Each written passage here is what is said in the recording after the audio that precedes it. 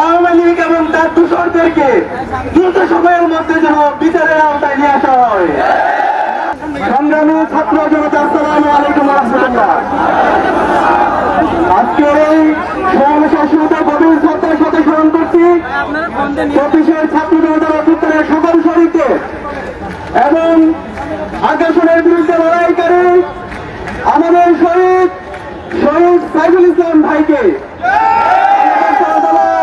শহীদ সাইফুল ইসলাম আলিফ ভাই সহ 24-এর অভ্যুত্থানের সকল শহীদদের জান্নাতুল ফেরদৌসের মেহমান হিসাবে কবুল করুক আল্লাহুম্মা আমিন।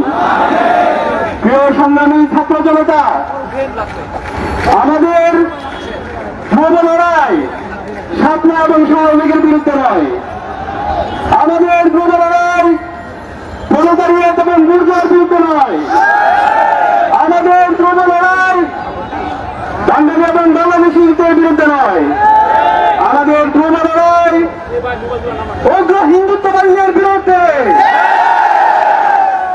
উগ্র হিন্দুত্ববাদীদের বিরুদ্ধে লড়াই করতে গিয়ে আমাদের যোদ্ধা ছিলেন শাহজালাল রহমতুল্লাহ আলাইহি।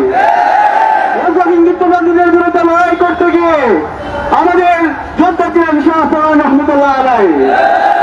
উগ্র হিন্দুত্ববাদীদের বিরুদ্ধে লড়াই করতে গিয়ে আমাদের অগ্রযোদ্ধা ছিলেন হাজী মোহাম্মদ শরীয়তুল্লাহ। উগ্র হিন্দুত্ববাদীর বিরুদ্ধে লড়াই করেছেন শহীদ আব্দুল মালেক। উগ্র হিন্দুত্ববাদীর বিরুদ্ধে লড়াই করে শহীদ হয়েছেন আমাদের আব্দুল ফাহাদ। উগ্র হিন্দুত্ববাদীর বিরুদ্ধে লড়াই করতে গিয়ে সর্বশেষ শহীদ হয়েছেন আমাদের শহীদ সাইফুল ইসলাম আলিফ ভাই।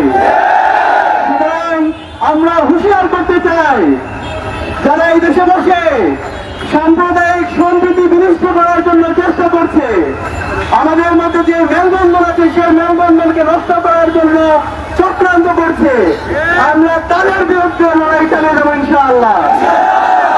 সংগ্রামী ছাত্র জনতা, এই উগ্র হিন্দুত্ববাদীদের যারা দূষণ আছে, আমি অন্তর্বর্তীকালীন সরকারকে অনুরোধ করবো তাদেরকে যেন দ্রুত সময়ের মধ্যে নিষিদ্ধ করা হয়। সংগ্রামী ছাত্র জনতা, আপনারা জানেন 24-এ ছাত্র জনতার উপর প্রতিবাদী আওয়ামী লীগ এবং তার দূষণরা গণহত্যা এবং শিশু হত্যা চালিয়েছে। কিন্তু দুর্ভাগ্যের বিষয়, আজকে 3 মাস পরেও আমাদের গণহত্যা এবং শিশু হত্যার বিচারের জন্য রাস্তায় নামতে হচ্ছে। পরবর্তীকালীন সরকার বলতে চাই, আপনারা এখানে ভোট বিলাসের জন্য আপনাদেরকে আমরা ক্ষমতায় বসাইনি, রক্তের উপর দাঁড়িয়ে আজকে আপনারা সরকার পরিচালনা করছেন।